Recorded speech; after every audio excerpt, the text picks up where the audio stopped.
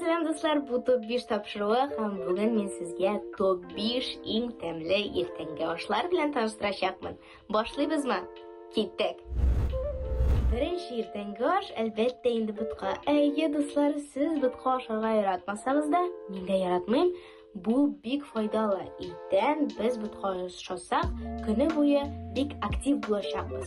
Butqalarni turli jilak-jemishlar, banan ham olmalar bilan da bezab bo'ladi. İkinci produkt yumurta, çünkü unikal produkt.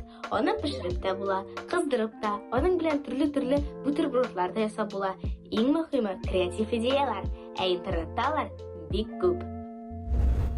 Üçüncü ertangi osh pankeklar ham quymoqlar.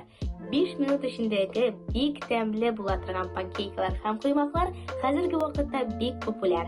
Ham qo'llar bilan bo'lgan ideyalarni siz internetda topa olasiz.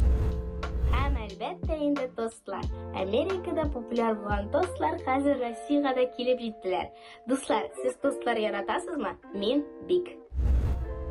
Beshinchi mening eng yaratgan ertangi oshim ul sinabon. Chunki u menga abiyimning qommi rizqlarini xatirladi. Jilak-jemish ham sheklavi o'rganarga xush iz beradi. Ham uzoq yo'qlarga yo'rituvchilarni da sinabon o'zina jalb etacak menimcha.